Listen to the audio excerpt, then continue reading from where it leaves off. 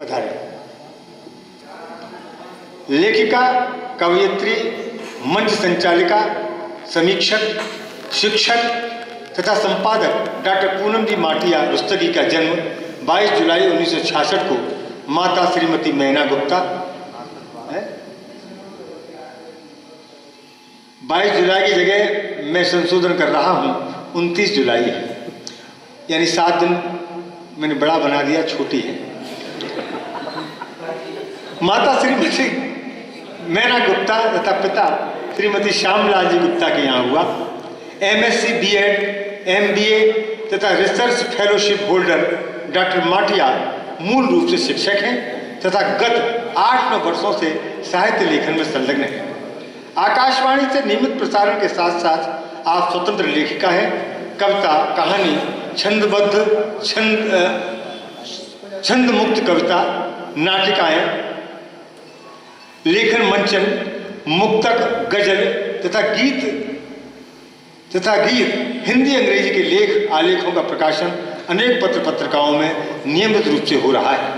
आपके 3 काव्य संग्रह प्रकाशित हैं, जिनमें स्वप्न श्रृंगार एकल काव्य संग्रह उल्लेखनीय है। अनेकों संयुक्त काव्य संग्रहों में आपकी रचनाएं प्रकाशित हुई हैं। स्त्री विमर्श के बुनियादी सवालों में आप विस्तृत साक्षात्कार के अतिरिक्त प्रज्ञान पुरुष तथा परों के आसमान में डॉक्टर शुक्ल जी पर आधारित संदर्भ ग्रंथ के साक्षात्कार प्रकाशित हुए हैं। रुस्तगी सभा में आपको बेटी बचाओ बेटी पढ़ाओ विषय पर विशेष सम्मान प्राप्त हुआ है। विद्या वाचस्पति उपाधि सम्मानित आपको वर्ष 2016 में ही प्राप्त हुआ है।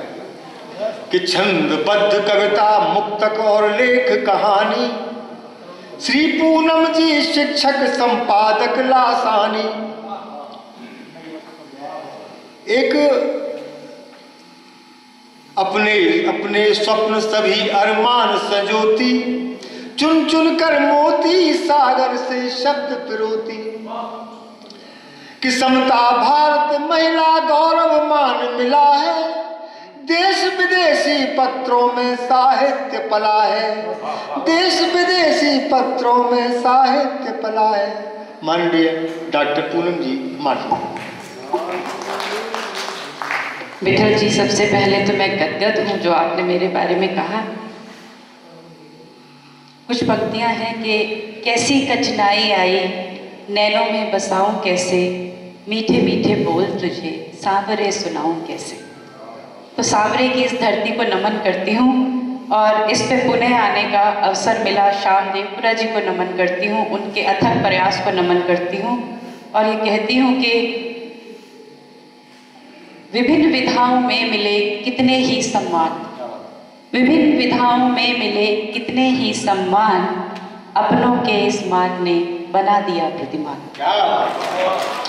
और बहुत अच्छा लग रहा है यहाँ आके।